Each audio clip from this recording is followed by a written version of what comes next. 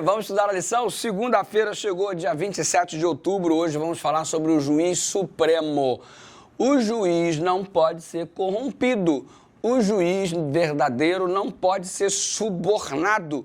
O verdadeiro juiz é aquele que age com justiça, independente de quem está sendo julgado, e faz o que precisa ser feito apesar do sentimento vinculado ao objeto do julgamento ou à pessoa envolvida no julgamento.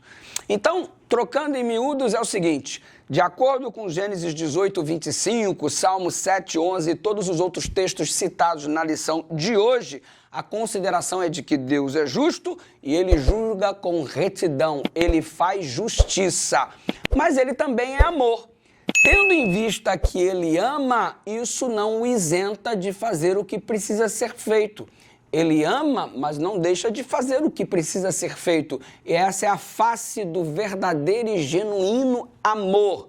O amor cobre multidão de pecados e transgressões quando há a direção de arrependimento por parte do pecador. Caso não haja arrependimento, conversão, ao invés do amor cobrir esta multidão de pecados, o indivíduo vai colher o seu salário, e o salário do pecado é a morte.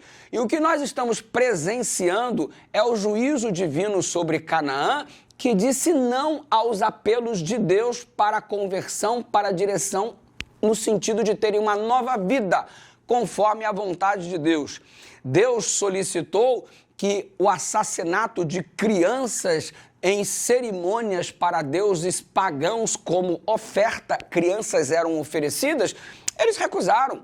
Deus orientou que as práticas sexuais praticadas por ele como parte do culto deveriam deixar de existir, porque o verdadeiro Deus era ele e o Senhor, e ele não aceitava tais práticas como parte do culto, e eles se recusaram. Deus orientou que as feitiçarias, a necromancia, a adivinhação e todas essas coisas deveriam ser deixadas de lado, e eles continuaram praticando. Deus deixou de amá-los? Nunca, jamais, mas uma vez que eles fizeram a escolha deles e receberam um apelo divino por mais de 400 anos, e como se não bastasse, transmitiram isso para as crianças que também estavam contaminadas, desta forma o juízo chegou para a nação, não simplesmente para indivíduos, de modo que toda a nação deveria ser eliminada.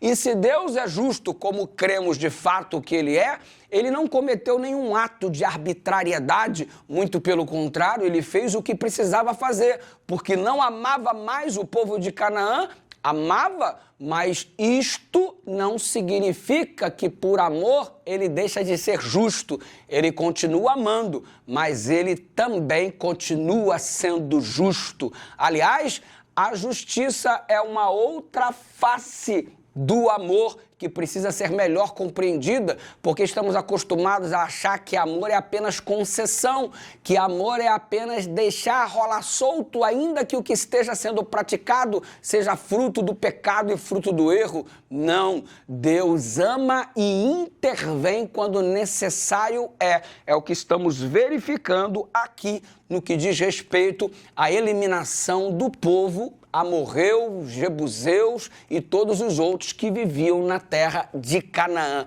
O juízo de Deus estava chegando e veio através de uma guerra santa.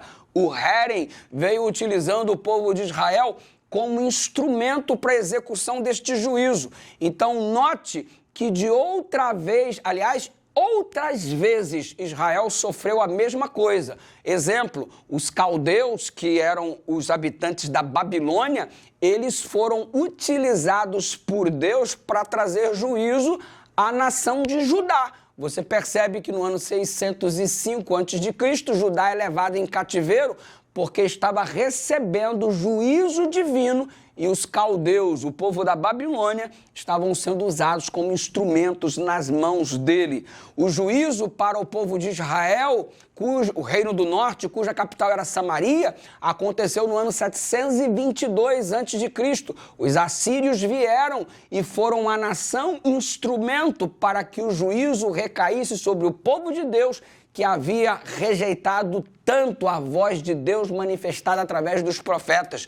Então, da mesma forma como Deus usou Israel para que o juízo chegasse ao povo da terra de Canaã, você observa que Deus usou o povo da Babilônia para que o juízo chegasse ao povo de Judá, e Deus usou o povo da Assíria para que o juízo de Deus chegasse ao reino do norte, capital Assíria, reino do norte chamado Israel. Então você percebe? Deus ama a todos e salvou todo aquele que sempre se arrependeu. Entre os cananeus da mesma forma. A própria Raabe é um exemplo claro que o arrependimento conduz à salvação. No entanto, o povo em massa rejeitou os apelos divinos. E aqui estamos vendo, podemos, portanto, que o objetivo da atuação de Deus nunca é a guerra em si. Ele não tem prazer na guerra, ou mesmo a própria vitória, mas o restabelecimento da justiça e da paz. Em última análise, a lição conclui: julgar e fazer guerra ou promover justiça são a mesma coisa se Deus for o sujeito da ação. Quando Deus é o sujeito da ação, fazer guerra é sinônimo também de fazer justiça, porque aquele que é alvo desta guerra, alvo do juízo, ele já teve a taça da iniquidade com o seu nível já ultrapassado e transbordado. Então perceba, Deus é justo. Oremos, Pai querido, muito obrigado pela compreensão da lição que fala a respeito de um assunto tão delicado. Ao mesmo tempo em que o Senhor ama, o Senhor não deixa de ser justo, no sentido de dar àquele que não se arrepende a possibilidade de colher aquilo que ele mesmo plantou. Nós agradecemos por tua justiça, o que faz nos te admirar e amar ainda mais em nome de Jesus.